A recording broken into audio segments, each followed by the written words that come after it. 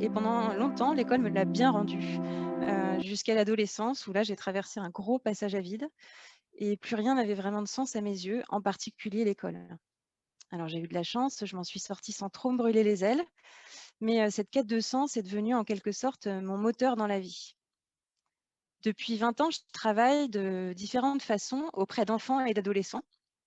J'ai été d'abord, responsable pédagogique d'une structure en Île-de-France qui avait pour vocation de démocratiser l'opéra sur tout le territoire. Et dans ce cadre-là, j'étais chargée à la fois de concevoir, d'encadrer et d'animer des ateliers auprès de différents publics grands et petits, et en particulier auprès de publics scolaires. J'ai été également conceptrice et animatrice d'ateliers de découverte de la musique classique pour les enfants au Théâtre des Champs-Élysées. Et je me suis également pendant 2 ans frottée à l'enseignement dans une école américaine en région parisienne. Ce qui m'a le plus fascinée à travers ces différentes expériences, c'est ceci, c'est de constater que même dans les milieux les plus difficiles, même dans les contextes les plus improbables, il est toujours possible d'allumer une étincelle dans les yeux d'un enfant. Et la grande question que je me pose depuis ces années, c'est comment? Ma conviction profonde à moi, c'est que tout commence par le pourquoi. Il faut donner du sens pour réveiller et pour mettre en mouvement le potentiel de tout un chacun. Alors, dans le monde des adultes, on est tous d'accord aujourd'hui pour dire que si on ne trouve pas de sens à ce qu'on fait, on ne peut pas être motivé et engagé. Et moi, ça fait un moment que je me demande, mais pourquoi est-ce qu'il en irait autrement pour les enfants? Et pourquoi est-ce que personne se pose la question du sens pour les enfants? Un enfant, en réalité, passe 15 000 heures de sa vie à peu près sur des bancs d'école. Mais à quoi bon et pourquoi faire?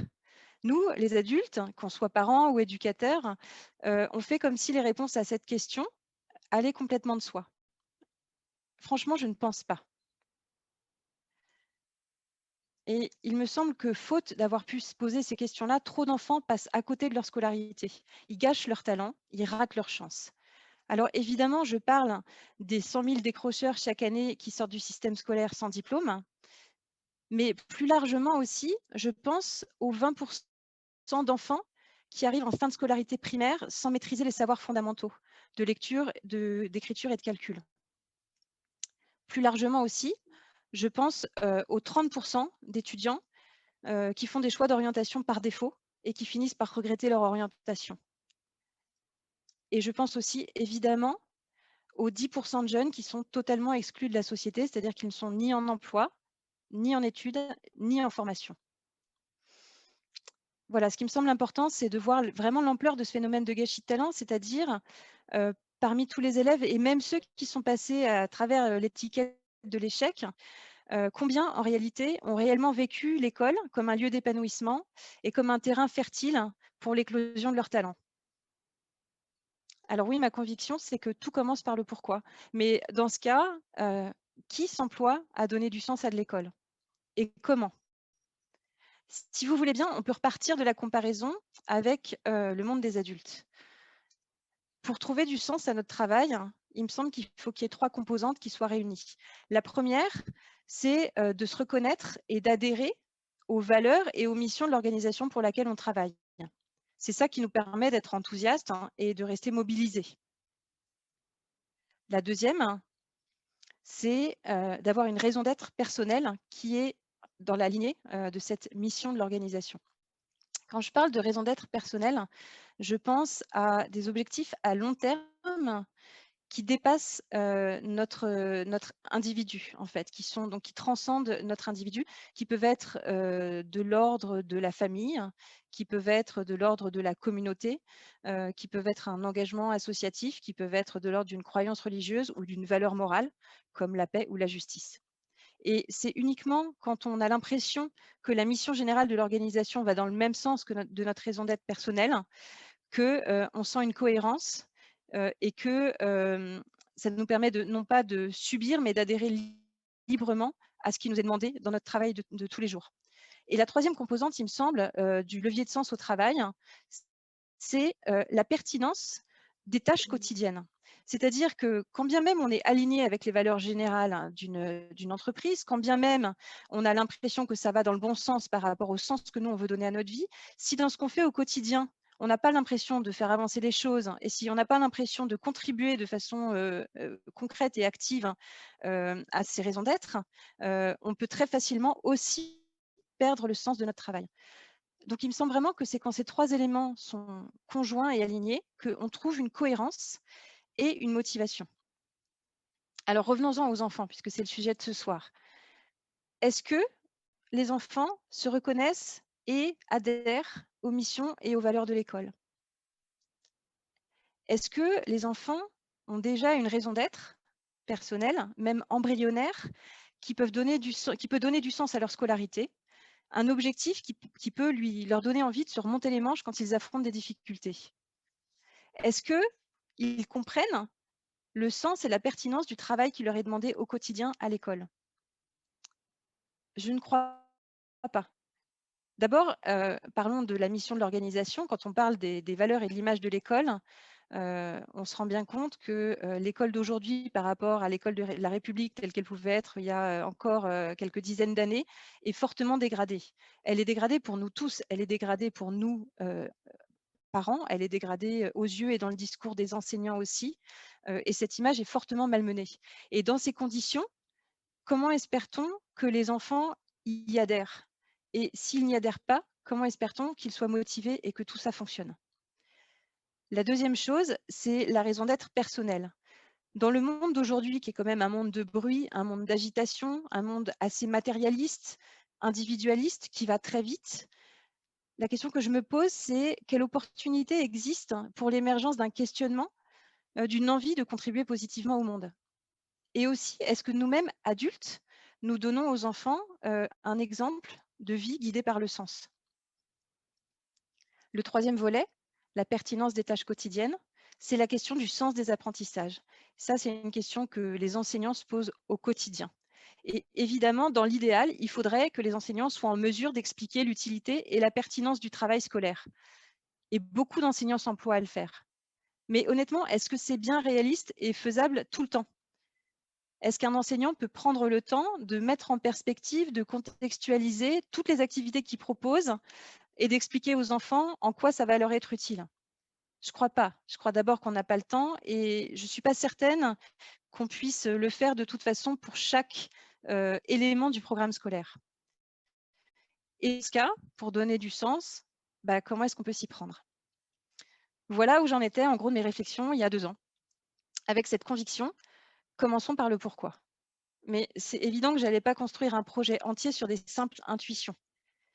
Du coup, j'ai cherché qui s'était penché sur la question et qui pouvait apporter des fondements plus solides. Et j'ai trouvé au-delà de mes attentes. Depuis 20 ans, la question de la raison d'être est au centre du travail d'un laboratoire de l'université de Stanford qui s'appelle le Centre sur l'adolescence.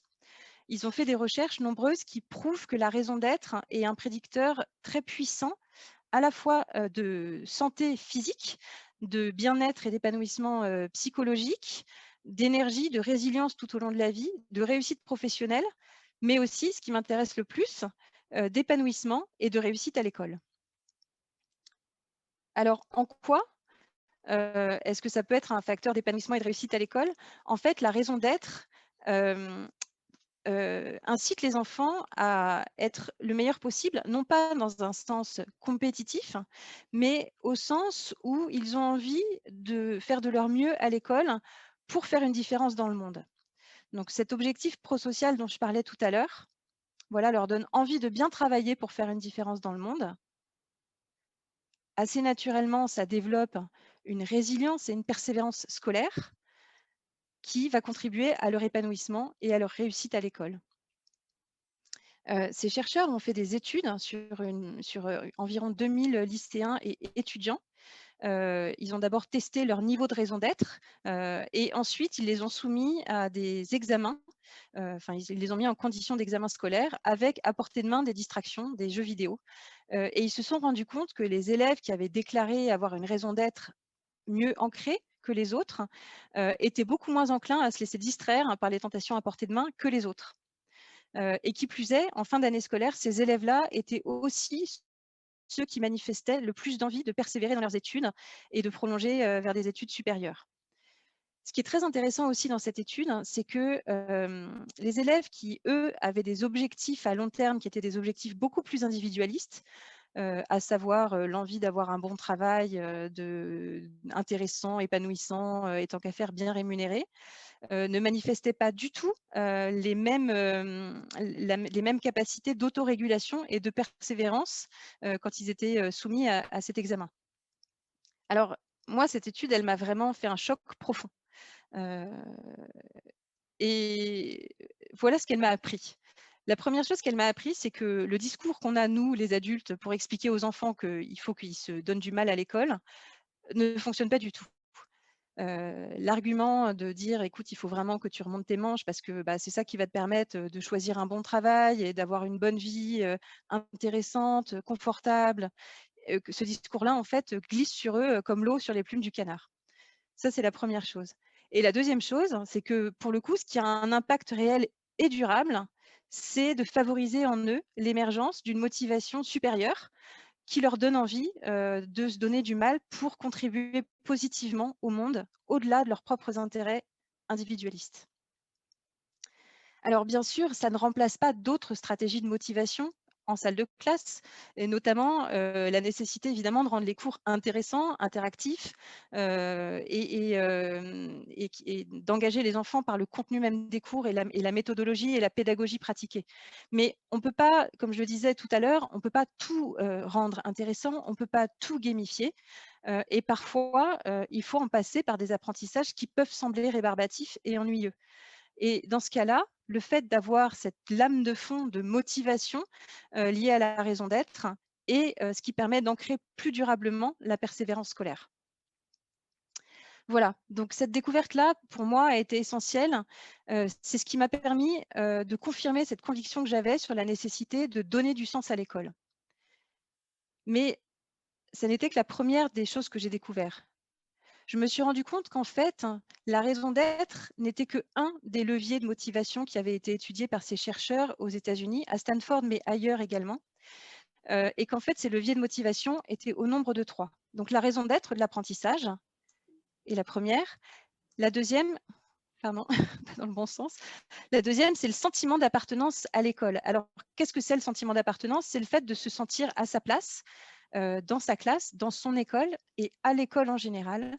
Et c'est le fait de se sentir aussi valorisé et estimé par ses pairs et par ses enseignants. Et le troisième levier de motivation, c'est la conception dynamique de l'intelligence. Alors ça, c'est un petit peu, ça mérite d'être un peu explicité. En gros, on a deux théories implicites de l'intelligence qui peuvent s'opposer, et on a, en général, c'est pas complètement binaire, on a un petit peu des deux. Mais la première, c'est une conception fixe de l'intelligence. C'est le fait de croire qu'on est avec une dose de QI une fois pour toutes, et qu'elle est comme la couleur de nos yeux, on ne peut pas la changer, on n'y peut rien. Et la théorie opposée, c'est la conception dynamique de l'intelligence, c'est le fait de croire que l'intelligence est comme un muscle qui peut s'exercer et qui peut faire des progrès, de la même façon que quand on va en salle de sport, on peut travailler ses biceps, et bien qu'on pourrait développer son intelligence au fur et à mesure des apprentissages, des efforts et même des échecs que l'on subit. Cette théorie-là, évidemment, est celle qui est la plus corroborée par les neurosciences et notamment par les découvertes récentes sur la plasticité cérébrale. Alors, qu'est-ce que ça change, ces mentalités d'apprentissage? En soi, elles sont neutres, mais elles constituent, soit en bien, soit en mal, un ensemble de croyances qui nous servent, enfin, qui servent aux élèves de filtre à leur expérience de l'école. Alors, elles ne naissent pas de rien, ces croyances, en fait. Elles sont forgées par l'ensemble des messages qu'un enfant reçoit de son environnement. Alors, quand je dis environnement, c'est la société dans son ensemble, c'est les messages que la famille lui renvoie, les messages que son environnement d'amis aussi peut lui renvoyer, et les messages que l'école et ses enseignants lui renvoient également. Et ces croyances, elles servent, comme je disais, de filtre à l'interprétation que l'élève va faire des difficultés qu'il peut vivre à l'école, que ce soit des difficultés scolaires ou des difficultés sociales d'ailleurs. Et en fonction de l'interprétation qu'il va faire, il va adopter un comportement qui ne va pas être le même. Et en fonction du comportement qu'il adopte, donc plus ou moins motivé, persévérant dans l'effort, par exemple, les résultats scolaires, évidemment, à la fin, ne vont pas être les mêmes. Ce qui est intéressant et fascinant, je trouve, dans cette découverte sur les leviers de motivation, c'est que en fonction des croyances qu'on a, en fait, il y a un cercle vicieux ou un cercle vertueux qui se crée. Alors, je vais rentrer dans le concret parce que c'est un petit peu abstrait comme ça. Je vais vous prendre un exemple pour chaque mentalité et vous allez comprendre ce que je veux dire. Prenons par exemple la raison d'être. Alors, imaginons que l'enfant est confronté à une difficulté scolaire. J'ai pris par exemple là l'exemple de révision particulièrement ennuyeuse et rébarbative. Alors, si l'élève voit la pertinence et le sens du travail scolaire, il va se dire que bon, bah, c'est particulièrement ennuyeux, mais que ça vaut le coup, parce que ça va concourir à lui permettre d'atteindre son objectif à long terme, de faire une différence dans le monde. Évidemment, comme il se dit ça, le comportement qu'il va adopter va être un comportement plus résilient, plus persévérant. Il va soutenir l'effort malgré les distractions et malgré le fait que c'est particulièrement enquiquinant.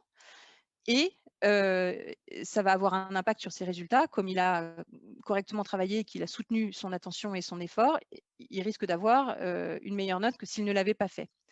Et le fait que l'aboutissement de tout ça soit positif va venir nourrir sa motivation et renforcer sa croyance qui est que oui, l'école le fait avancer pas à pas vers ses objectifs de vie.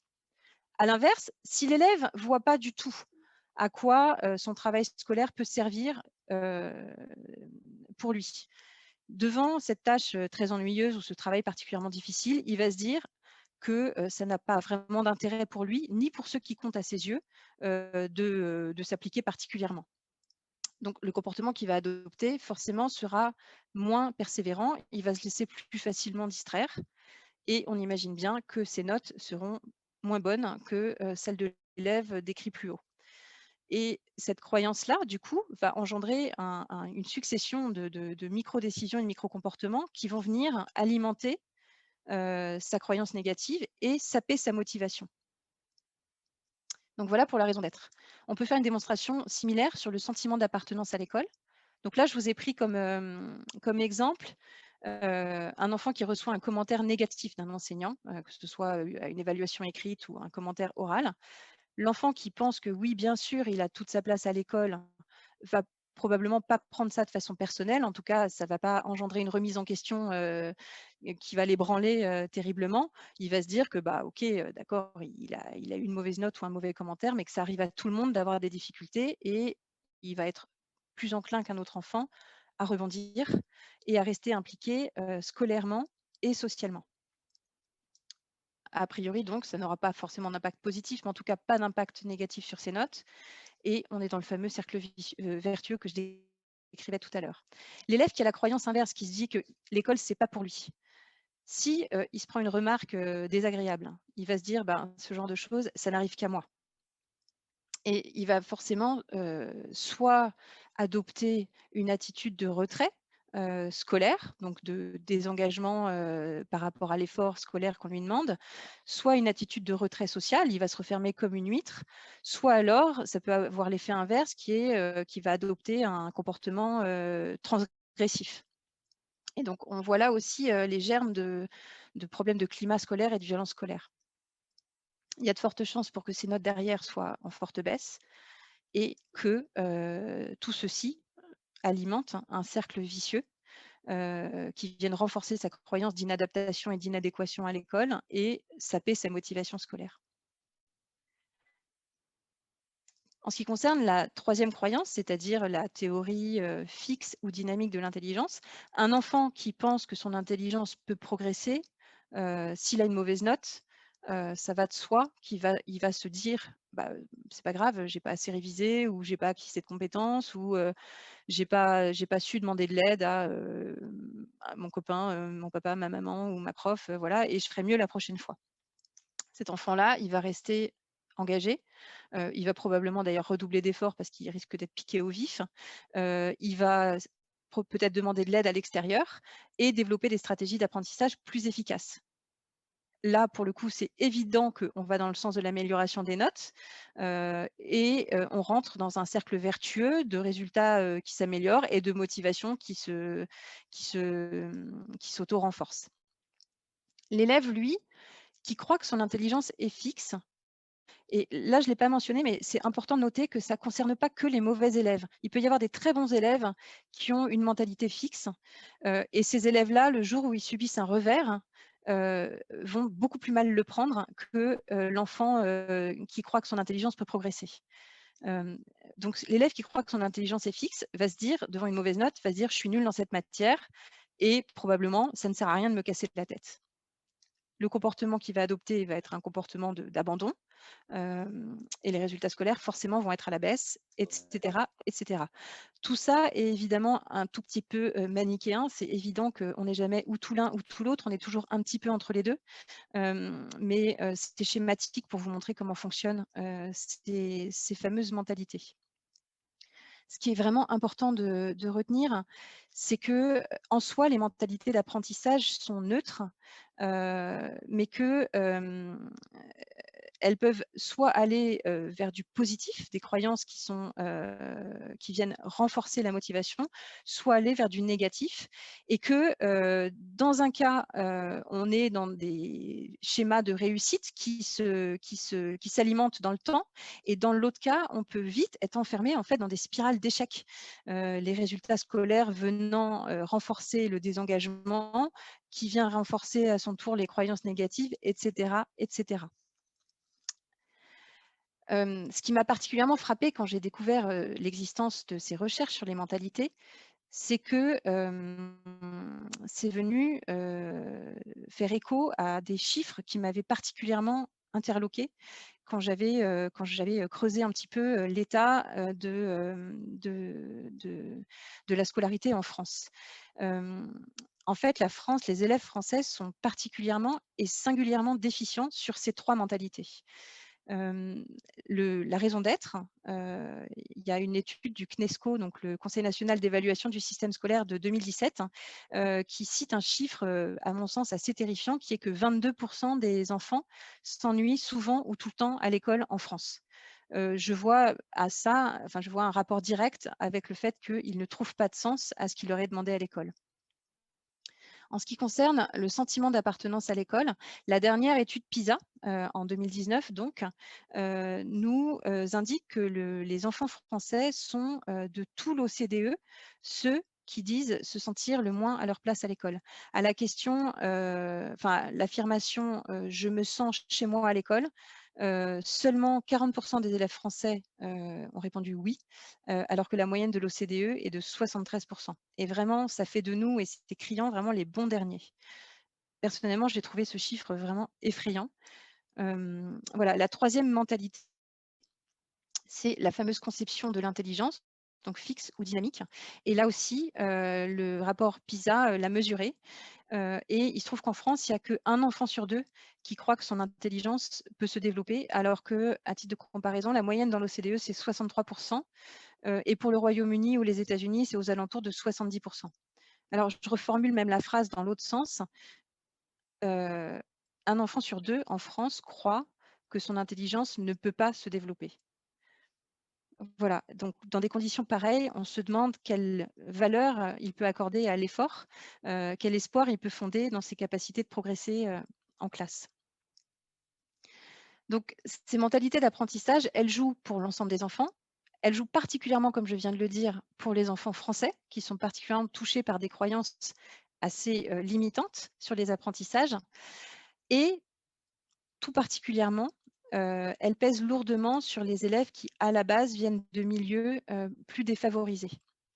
Il y a eu des études d'économistes récemment qui ont prouvé que ces élèves-là, en plus des facteurs objectifs qui faisaient que, de fait, ils n'avaient pas les mêmes chances de départ que d'autres enfants, donc des facteurs économiques, sociaux, familiaux, culturels, subissaient en fait une double peine, c'est-à-dire qu'ils partaient dès le début avec une perception biaisée de leurs chances de réussite, donc des biais socio-cognitifs, et que donc les fameuses croyances, ces mentalités d'apprentissage étaient particulièrement délétères dans leur cas. Et en fait, c'est la conjonction à la fois de ces facteurs objectifs, mais peut-être plus puissamment encore de ces facteurs subjectifs, qui expliquent le très fort déterminisme social de l'école en France, qui, je le rappelle, est un des systèmes scolaires les plus fortement reproducteurs d'inégalités sociales au monde. Alors, en parlant de public fragile, il est évident que dans la crise actuelle du Covid, ces vulnérabilités sont encore renforcées.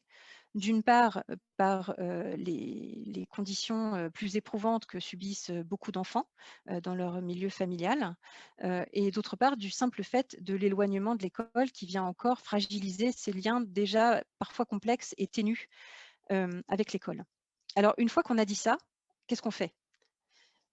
Heureusement, on n'est pas là pour pleurer, et ce qui m'a donné beaucoup d'espoir, c'est que, ces chercheurs américains ne se sont pas contentés, en fait, d'identifier l'existence de ces croyances et d'examiner leurs mécanismes, mais qu'ils ont réussi à prouver qu'on pouvait agir sur ces croyances. En fait, elles sont malléables. Alors comment, ils le font? Ils ont, depuis une dizaine d'années, conçu, expérimenté et mesuré l'impact d'une grande diversité d'interventions ciblées, courtes, ponctuelles, en classe, essentiellement, en distanciel. Et ces interventions ont donc pour but de créer un déclic psychologique, donc de changer le regard des enfants, de changer ces fameuses croyances.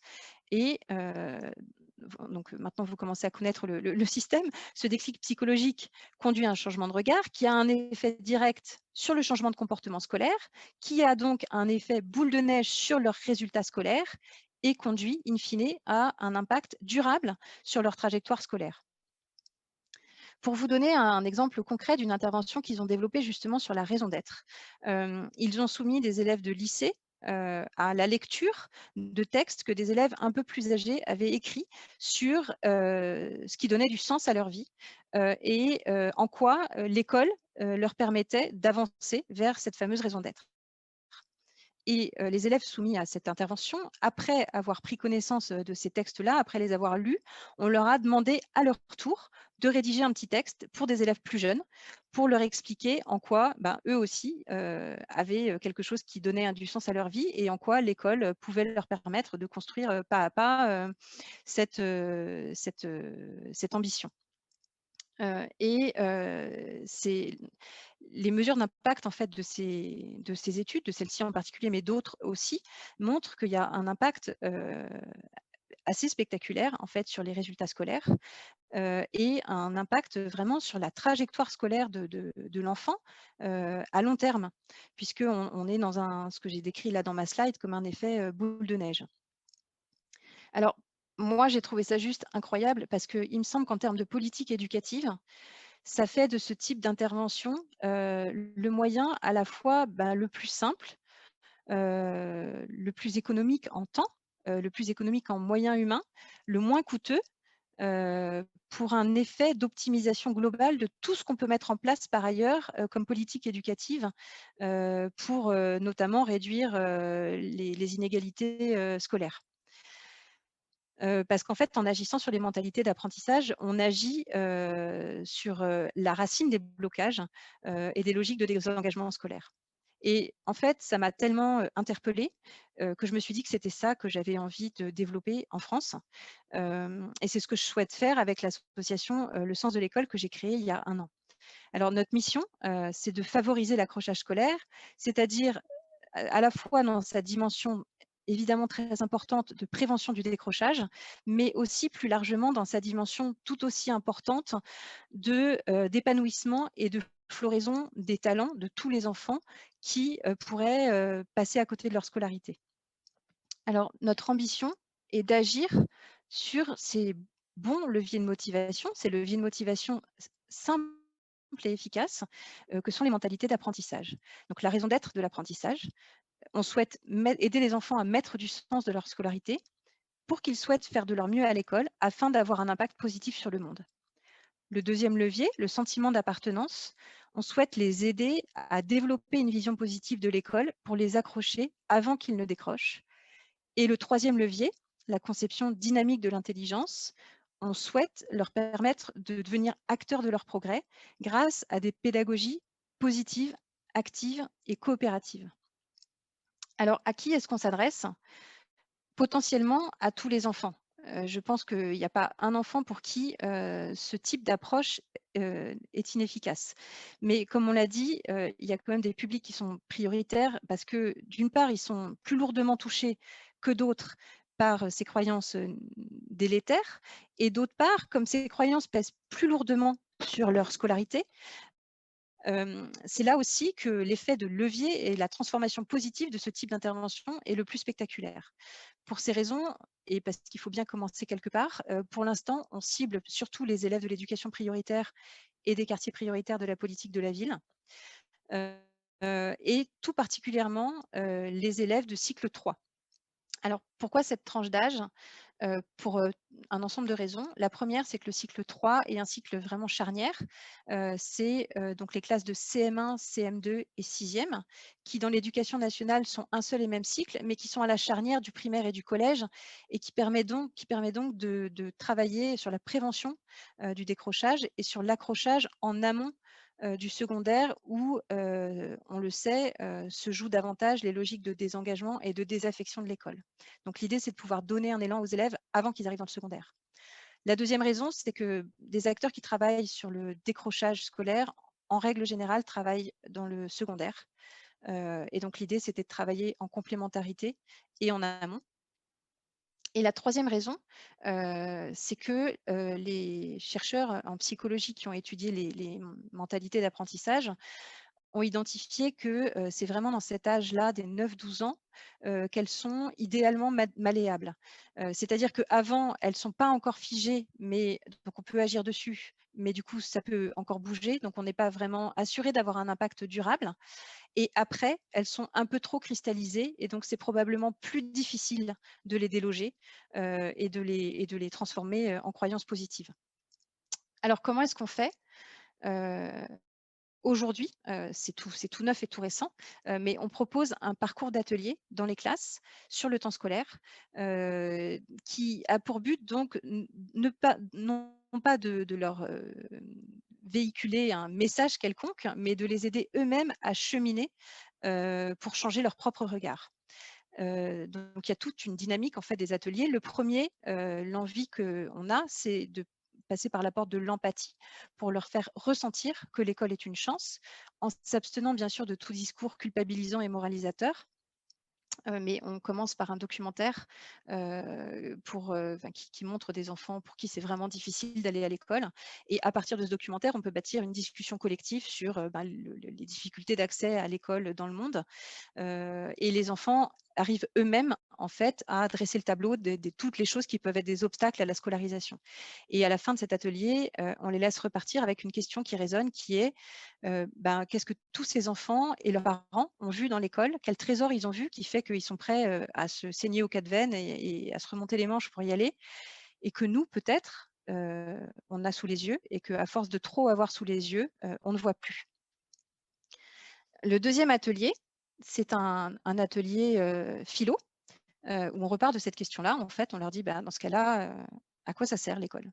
Quelles sont les bonnes raisons que vous pouvez voir pour aller à l'école de façon générale? Le troisième atelier, on part de là, donc on n'est plus dans la raison, dans le sens de façon générale, mais dans le sens de ma scolarité à moi. Qu'est-ce qui donne du sens à ma scolarité? Et donc là, on arrive vraiment sur la question de la raison d'être. Et on utilise le photolangage, qui est un outil particulièrement intéressant pour aider des enfants à, d'une part, à sortir un peu de leur timidité, puis d'autre part, à aller chercher un peu au fond d'eux des choses sur lesquelles ils n'ont pas l'habitude de s'exprimer. Et j'ai développé un jeu de photolangage autour des objectifs de développement durable de l'ONU, donc les 17 ODD, qui sont les grands objectifs vers lesquels le monde aurait besoin d'avancer d'ici 2030. Et les objectifs, en fait, infusent l'ensemble des ateliers par petites touches. Mais là, dans cet atelier en particulier, et donc on demande en fait aux enfants de choisir une photo qui résonne avec une question qu'on leur pose, qui est: qu'est-ce que je voudrais apporter de beau dans le monde grâce à ma scolarité? Et ensuite, on les aide à réfléchir à cette question, à dire pourquoi, donc à choisir cette photo et ensuite en binôme, en écoute active, hein, de pouvoir dire: «Bah, pourquoi je l'ai choisie? En quoi elle me touche? Et en quoi est-ce qu'elle correspond à ce que je voudrais apporter de beau dans le monde grâce à mon éducation?» Et après avoir fait un petit peu ce travail de maïeutique, on leur demande de partager, leurs photos et leurs raisons d'être en demi-groupe d'abord et ensuite, en groupe classe entier. L'idée est absolument pas évidemment de leur imposer la raison d'être comme un fardeau. Hem, heu, à 9, 10 ou 11 ans, il est bien évident qu'on n'a pas trouvé, sa raison d'être pour la vie. Déjà à 40 ans, si on l'a trouvée, on est heureux. Mais l'idée, c'est de leur dire que la raison d'être, c'est un peu, l'essence dans leur moteur et que, bah, ils auront certainement besoin de faire le plein d'essence au cours de leur vie et ils pourront en changer, mais que, en tout cas, c'est bien d'en avoir une et que ça permet d'avancer. Voilà. Le quatrième atelier, c'est un atelier un peu charnière où, on imagine avec eux, donc toujours en les mettant au cœur des décisions, un projet de classe, qu'ils pourront poursuivre avec leurs enseignants et qui, permettra de faire avancer l'éducation, soit de façon globale, c'est-à-dire, ben, qu'est-ce qu'on peut faire nous, en tant qu'enfants, collectivement et quand je dis collectivement, c'est vraiment important, pour, faire en sorte que, l'éducation progresse dans le monde. Soit alors, c'est un projet vraiment local, c'est-à-dire qu'est-ce qu'on peut faire nous, à notre échelle, pour que dans notre classe, dans notre école, ben, on soit plus heureux, on ait plus envie d'aller à l'école, on soit plus épanoui, on ait plus envie de travailler. Et ce qui est, à mes yeux essentiel, c'est qu'en fait, l'enseignant s'empare de ce projet de classe ensuite et le prolonge, hem, toujours en gardant les enfants au cœur du projet. C'est-à-dire que c'est vraiment les enfants qui sont garants du suivi des réalisations, de la planification et cetera. Il faut vraiment les impliquer, mais ça permet le fait de continuer comme ça avec l'enseignant, ça permet, bah, d'une part de passer le relais à l'enseignant, ce qui à mes yeux est essentiel et d'autre part, pour les élèves, de prolonger et d'ancrer plus durablement, le changement d'état d'esprit. Hem Évidemment, pour l'instant, on travaille, comme je disais, sur une tranche d'âge donnée et avec un module précis d'intervention. Je pense qu'à l'avenir et j'espère qu'on pourra développer d'autres modules auprès d'autres tranches d'âge et notamment pour faire un suivi, avoir un petit peu des piqûres de rappel pour ces enfants-là. Parce que quand bien même les études d'impact américaines montrent que, avec un simple déclic, on a une transformation durable, je pense que ça fait pas de mal d'y revenir. Heu, donc ça, c'est la première des choses et la deuxième des choses, c'est que, c'est évidemment, super et très efficace d'agir au niveau des enfants, mais comme on l'a vu, ces croyances, elles sont aussi forgées par tous les messages que les enfants reçoivent et donc c'est aussi crucial de travailler de façon plus holistique, plus globale sur les messages qu'on leur envoie et donc les messages que leur envoie la société, les messages que nous, les familles aussi, on envoie à nos enfants, les messages qu'ils reçoivent aussi à l'école. Et à ce titre-là, le sens de l'école se propose aussi d'accompagner les enseignants, heu, d'abord, heu, à prendre conscience, à connaître déjà, à découvrir ces fameuses mentalités d'apprentissage que je viens de vous découvrir, avec cette conviction intime que j'ai qui est que dès lors qu'on a compris le fonctionnement, c'est déjà un changement de regard et que, ce changement de regard, c'est déjà un changement de posture qui permettent tout naturellement de renforcer les messages qu'on transmet aux élèves que oui, bien sûr, ils ont toute leur place à l'école, que oui, bien sûr, le travail scolaire a du sens pour eux et va leur permettre d'aboutir à des choses belles dans leur vie et que oui, bien sûr, on leur fait entièrement confiance dans le fait qu'ils ont toutes les capacités pour réussir. De façon plus concrète, on souhaite aussi accompagner les enseignants, pour leur donner une boîte à outils, de choses qu'ils peuvent intégrer dans leur pratique quotidienne de classe. Hem et ça ne demande pas forcément, de tout, chambouler, ça ne demande pas forcément des changements énormes. Moi-même, donc quand j'étais enseignante en école américaine, j'ai pu voir à quel point des changements, même infimes, dans les pratiques pédagogiques peuvent, avoir un effet, considérable sur la motivation et le comportement des élèves. Et en fait, dans une salle de classe, il y a une grande diversité de petites choses qu'on peut faire pour donner envie aux enfants, en fait, de donner le meilleur d'eux-mêmes. La façon dont on les fait participer à l'oral, la façon dont on les évalue à l'écrit, le type de feedback, de rétroaction qu'on leur fait, la façon dont on les fait aussi interagir et travailler les uns avec les autres, tout ça, en fait, véhicule un certain nombre de messages et peut contribuer, parfois à notre insu, à alimenter des croyances ou négatives ou positives. Hem, à ce titre-là, j'aime particulièrement et je pense particulièrement pertinente une approche, qui est la discipline positive. Heu, j'y crois particulièrement parce que, elle converge avec tout ce que je viens de dire, avec ces fameuses mentalités d'apprentissage, puisque la discipline positive vise entre autres à développer, le sentiment d'appartenance, le sentiment de contribution et le sentiment de compétence des enfants. Donc, j'y retrouve, de façon assez spectaculaire en fait nos 3 leviers. J'y crois aussi parce qu'elle donne vraiment des outils pratiques et facilement actionnables, et dans lesquels on peut piocher. Donc c'est particulièrement, je trouve, heu, hem, comment dire? Libérateur, à la fois en tant que parent et en tant qu'enseignant, d'avoir ça à disposition.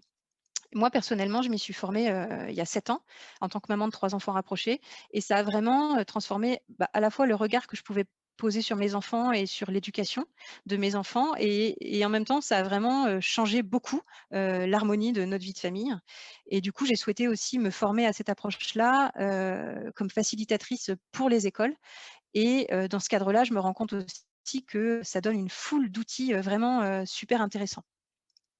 Alors, comme je disais, ça n'est qu'une des approches possibles. Je pense qu'elle fera partie de la boîte à outils du sens de l'école pour les enseignants. Et je vous invite, vous aussi, parents et enseignants, à aller piocher dedans pour avoir des idées. Alors, pour conclure, parce que j'aimerais quand même vous laisser le temps aussi de poser des questions, je voudrais insister à nouveau sur la puissance de transformation de ces leviers de motivation que sont les mentalités d'apprentissage. Parce que quand on agit dessus, on agit sur les causes racines des logiques de désengagement et d'échec scolaire. Alors évidemment, vous pourrez me dire, on ne supprime pas les obstacles sur la route des enfants. On ne transforme pas le système scolaire autour d'eux. Mais ce qu'on fait, c'est qu'on transforme leur façon d'interpréter ces obstacles, de juger de leurs chances de réussite et d'agir en conséquence. Et du coup, à contexte identique, on transforme ce qui était un frein à l'apprentissage en un levier de réussite.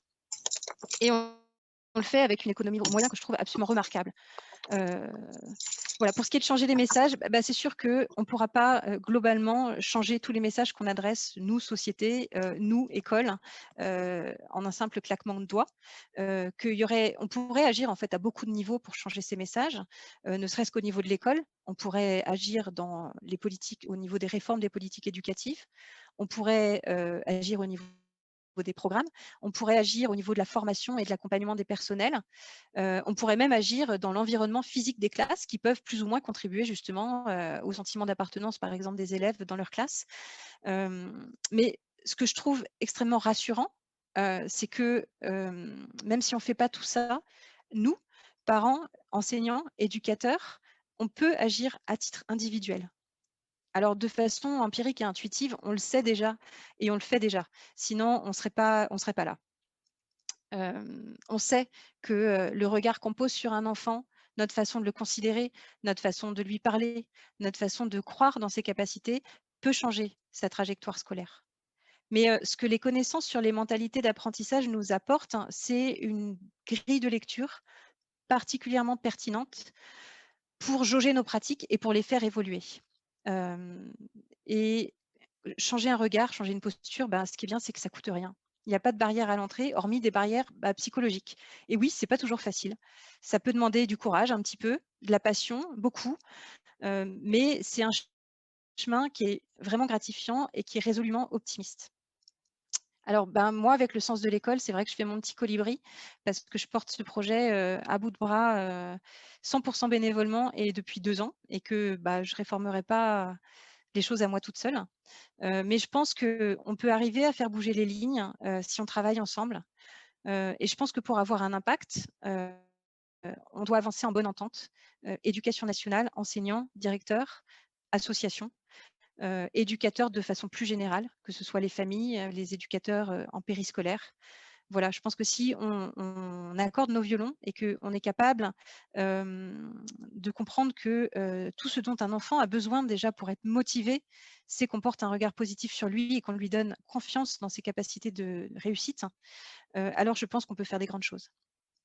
En ce qui me concerne en tout cas, je pense qu'il y a pas d'âge pour commencer à mettre le sens au centre de sa vie, et en faire un moteur.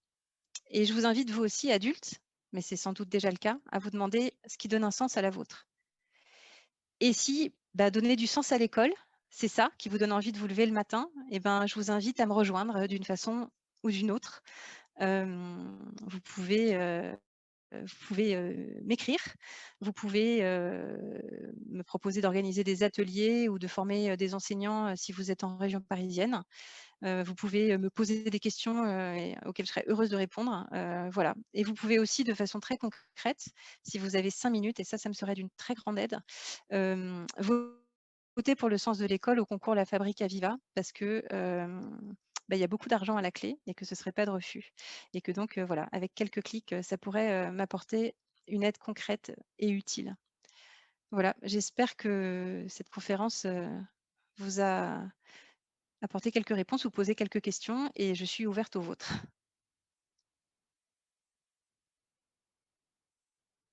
Alors en question, j'ai noté que Nisrine et Mallory demandaient si, ta présentation Virginie sera disponible, si tu souhaites la transmettre ou Le, non. Le PowerPoint, ouais. mmh, le PowerPoint, je préfère pas, m'en voulez pas, mais la conférence sera disponible en replay. Ouais, Par contre, je serais heureuse de vous envoyer d'autres éléments, sur le sens de l'école si vous voulez, ou sur, ou des bribes, hein, mais la présentation en tant que telle, ça m'embête un peu.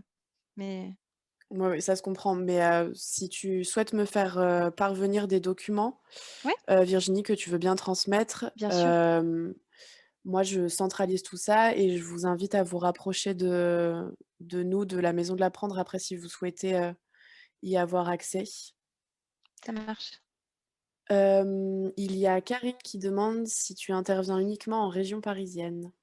Ouais, pour l'instant, comme je le disais, on commence tout petit, donc pour l'instant, il y a déjà fort à faire en région parisienne. J'espère, pouvoir assez vite, déployer en région. Heu, C'était une question de moyens, c'est aussi une question de relais motivés en région. Donc, comme je le disais, ce projet, il grandira aussi grâce à vous tous. Je pense que si là ce soir, c'est pas pour rien, c'est parce qu'on a des intérêts communs, enfin intérêts, au sens, désintéressé.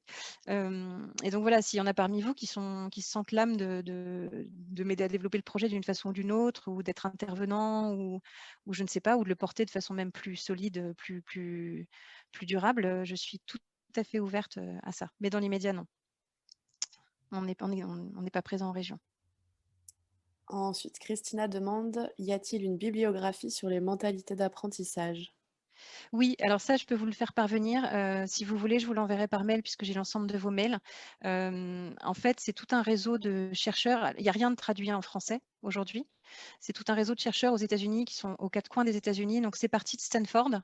Et ensuite, ça s'est développé aussi à l'université d'Austin au Texas et à l'université de Pennsylvanie notamment. Et c'est un réseau de chercheurs qui s'appelle le Mindset Scholars Network. Voilà. Donc là, sur leur site internet, vous trouverez pas mal de choses. Ils ont fait un gros travail de vulgarisation, et c'est vraiment fascinant. D'accord. Ensuite, beaucoup de personnes t'expriment leur gratitude. Excellent, un grand bravo. Merci pour cette conférence. Merci Virginie, un grand merci.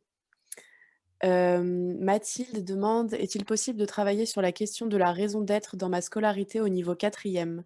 L'expérience a-t-elle déjà été menée?» Super conférence entre parenthèses. Merci. Oui, oui, en fait, les chercheurs américains, je l'ai pas précisé, mais ils ont surtout travaillé avec des lycéens et des étudiants.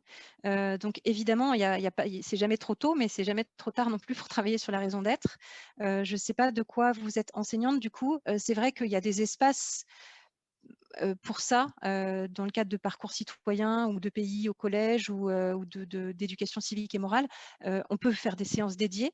Le simple petit exercice dont j'ai parlé tout à l'heure, c'est quelque chose que vous pouvez tout à fait faire avec vos élèves. C'est hyper simple en fait, de leur demander de réfléchir à, bah, justement, qu'est-ce qui donne du sens à leur vie, et qui peuvent, et que leur scolarité peut leur permettre d'atteindre. Leur demander d'écrire à des plus jeunes, d'imaginer qu'ils écrivent à des plus jeunes ou de le faire réellement d'ailleurs, parce que les plus jeunes seraient peut-être très heureux d'avoir, ces lettres-là. C'est quelque chose que vous pouvez faire. On peut tout est matière à réfléchir sur la raison d'être. On peut aussi imaginer qu'à travers des lectures, par exemple pour les plus petits, il y a plein d'albums super, sur des figures inspirantes, les enfants qui ont changé le monde, les femmes qui ont changé le monde, il y a tout un tas de livres sur lesquels on peut s'appuyer, pour travailler sur la raison d'être. Hem, voilà, ça peut être quelque chose à la fois à travers des séances dédiées ou vraiment de beaucoup plus diffus dans votre, ou d'un projet long terme, dans votre année scolaire. Je ne sais pas si j'ai répondu suffisamment de façon détaillée à la question. Par exemple, pour des plus petits, il y a un album que je trouve très joli qui s'appelle «Le crayon magique de Malala», donc qui parle de Malala Yousafzai, la prix Nobel de la paix, qui donc a été une grande, déf enfin qui a défendu le droit à l'éducation pour les filles. Et il y a un très joli album illustré pour les plus petits qui s'appelle «Le crayon magique» où, elle explique que quand elle était petite, elle rêvait d'avoir un crayon magique pour changer le monde. C'est très joli parce que d'une certaine façon, ce crayon magique aujourd'hui, elle l'a puisqu'elle réussit à changer le monde grâce à ses mots, grâce à ses écrits, grâce à ses discours. Et on peut tout à fait imaginer un sujet d'expression écrite, d'imagination en disant: «Bah, voilà, si comme Malala, tu avais un crayon magique, qu'est-ce que tu ferais? Qu'est-ce que tu ferais pour changer le monde?» Merci Virginie. Ensuite, Patrick demande: «Ne pensez-vous pas qu'il faille impliquer beaucoup les parents dans votre activité, qui ont un grand rôle éducatif auprès des enfants?» Oui, la coéducation, c'est complètement, essentiel. Comme je le disais, j'ai des tout petits bras pour l'instant et je prends je prends le problème par la petite pointe. La question que je me suis posée, en fait, en créant le sens de l'école, c'est, quel est le plus petit facteur sur lequel on peut agir, et qui peut avoir un effet de transformation, considérable. Il va de soi que d'impliquer les enseignants, comme je le disais, c'est essentiel et d'impliquer les familles aussi. De ce point de vue-là, quand on fait les ateliers Le sens de l'école, en fait, le projet de fin d'année, moi, j'invite les enseignants à en faire l'occasion d'une célébration en classe où les enfants peuvent présenter le fruit de leur travail à leurs parents. Et d'une certaine façon, c'est déjà un premier temps d'échange. Je pense qu'il faudrait faire plus et vous avez parfaitement raison. Là, encore une fois, je fais appel à vos bonnes idées et vos bonnes volontés. Je suis preneuse de tout. Jessica ensuite demande si tu as un conseil de lecture pour découvrir la discipline positive. Ah oui, il y a plein d'ouvrages différents. Il y a d'abord La discipline positive, c'est les ouvrages de Jane Nelson, qui ont été traduits en français. Donc il y a La discipline positive de façon générale. Il y en a un qui est sur ma table de chevet en ce moment parce que j'ai 3 ados, qui est La discipline positive pour les adolescents. Et il y a La discipline positive pour la classe, avec vraiment des outils concrets, notamment sur, quelles compétences psychosociales on doit développer, chez les élèves, pour leur permettre d'avoir, une vie de classe où chacun contribue, où on travaille, de façon harmonieuse ensemble, où chacun se respecte, voilà, où chacun se sente responsable et autonome à la fois. C'est un super livre.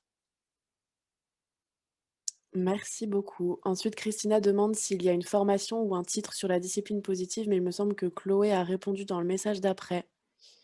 Oui, il y a plusieurs formations qui existent. On peut se former comme facilitateur.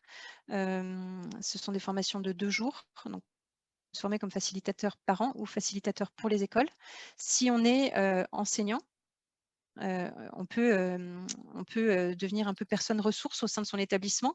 Et une fois qu'on est formé, on peut aussi, sensibiliser ses collègues, à cette approche-là, puisque c'est évident que c'est quand on est, tous en cohérence, éducateurs, adultes, dans ce genre d'approche que ça fonctionne le mieux auprès des enfants. Christina demande quel organisme de formation. C'est pas un organisme de formation, ce sont des formatrices, indépendantes, La discipline positive. Il y a un site qui est, Association de discipline positive de France, je vous invite à aller le voir, il y a tout dessus. Juliette ensuite te remercie et te demande si tu penses que ta méthode peut également fonctionner pour raccrocher des élèves de sixième qui ont déjà commencé à décrocher et qui disent déjà ne pas trouver d'intérêt à l'école. J'espère. Nous, on propose en sixième des ateliers. Ce que je trouve intéressant dans les ateliers, c'est l'approche collective et c'est l'approche au sein de la classe. Donc, je ne sais pas exactement quelle est ta question. Est-ce que c'est les élèves qui sont déjà sortis de leur classe et qui sont déjà dans des dispositifs de raccrochage? Je pense que l'approche fonctionne aussi. Je pense qu'elle a un moindre impact que si on le fait dans la salle de classe, parce que ce qui se joue en fait quand on fait les ateliers en classe, c'est qu'on a un impact à la fois sur l'élève en tant qu'individu, mais on a aussi un impact sur la dynamique de classe. On crée une dynamique qui est beaucoup plus positive entre les élèves et on aide aussi à rendre plus sereine et plus propice aux apprentissages, la relation entre l'enseignant et la classe. Donc, c'est évident que si on prend les élèves de façon isolée en dehors de la classe, on perd un peu cet impact-là. Mais oui, l'approche, elle est… Encore une fois, je pense que si on a tous en tête ces leviers d'apprentissage, les approches possibles, elles sont multiples. Merci. Ensuite, Stéphanie demande s'il existe des albums jeunesse où les personnages trouvent un sens à leur vie. Bah oui, c'est ce que je disais, il y a Malala, il y a toutes ces figures inspirantes, ouais, il y en a plein. J'ai une bibliographie, que j'envoie aux enseignants où j'en cite quelques-uns. Il y a aussi des albums jeunesse sur lesquels on peut travailler autour du sentiment d'appartenance à l'école. Il y a énormément d'albums illustrés et de petits romans qu'on peut lire en lecture suivie en classe, qui permettent aussi, ben, de développer une vision plus positive de l'école et de comprendre comment, elle peut changer la vie d'un enfant, quoi. Donc c'est intéressant aussi.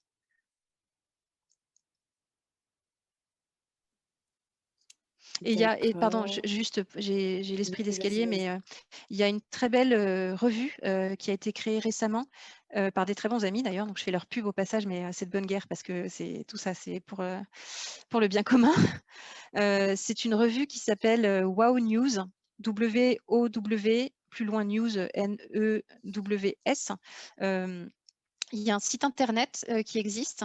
Ils sont en train de développer une application et un magazine papier. Donc, je vous invite déjà à regarder sur leur site internet tout ce qu'il y a. Ce sont des journalistes de solutions. Et en fait, donc l'idée, c'est d'avoir des informations positives pour les enfants. Leur tranche d'âge, c'est plutôt 7-10 ans. Je dirais, c'est jusqu'au CM2.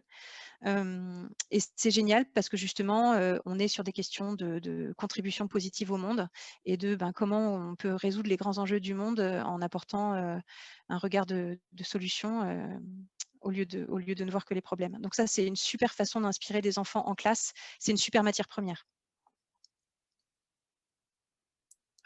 Jessica te demande ensuite si tu aurais des pistes pour travailler ce sens de l'école dès la maternelle. Ah là, c'est une colle. J'y ai pas pensé. Je pense que le sentiment d'appartenance, il se travaille. Il y a plein de petits albums sur l'école qui permettent de questionner le sens qu'on donne à l'école. Il y a plein d'albums illustrés. Ça, c'est pareil, je peux vous faire passer la bibliographie. Et ça peut se travailler dès l'âge maternel. La contribution positive au monde, j'aurais tendance à dire quand même qu'à 3-4 ans, c'est peut-être un petit peu jeune. Mais pourquoi pas des petits albums avec des figures inspirantes, pourquoi pas. J'ai pas creusé, je dois dire. D'accord. Ensuite, où pourrait-on trouver des textes écrits par des lycéens ou des étudiants sur le sens de l'école, afin ensuite de les montrer à des élèves de sixième? Eh ben, je vous propose un truc, c'est que je vais demander à des élèves dans les ateliers de, de rédiger des textes sur le sens de l'école et je vous les ferai passer. Aujourd'hui, ça n'existe pas en français. Je pense que c'est quelque chose à mettre en place. Ça peut être intéressant, c'est une question que je m'étais posée dans la dynamique des ateliers, le sens de l'école, c'est de me dire, ça peut être sympa de demander au CM2 d'écrire des textes pour les CM1, au 6e d'écrire des textes pour les CM2. Donc vous pouvez faire ça au sein de votre établissement. À la limite, mettez-vous d'accord avec vos collègues et puis faites-vous passer la balle comme ça. C'est un exercice de réflexion dans les 2 sens qui est intéressant. Il y a un très beau, il y a un très beau livre, je ne sais pas s'il est publié, s'il est disponible à l'achat ou pas, mais c'est une association qui s'appelle Enfants du Mékong, qui a publié un ouvrage très très beau qui s'appelle J'ai un rêve. Et ce sont des étudiants qui sont donc accompagnés dans le cadre de leur association, donc à qui on offre la scolarisation et qui sans ça n'auraient jamais eu accès à l'école. Et donc là, pour le coup, ce sont des lycéens et des étudiants. Et c'est hyper touchant parce que ils racontent vraiment en quoi justement l'école a transformé leur vie. Et là, on est en plein dedans. Ils racontent justement quels sont leurs rêves de transformation du monde, comment ils espèrent avoir la possibilité de faire une différence dans leur pays, grâce à la chance qui leur est offerte d'aller à l'école. Donc je ne sais pas si ça se trouve dans le commerce. Moi, je l'ai, j'ai la chance de l'avoir. Il y a des très beaux textes, très inspirants, pour des plus grands alors. Je crois qu'il n'y a pas d'autres questions et il est 19h06, donc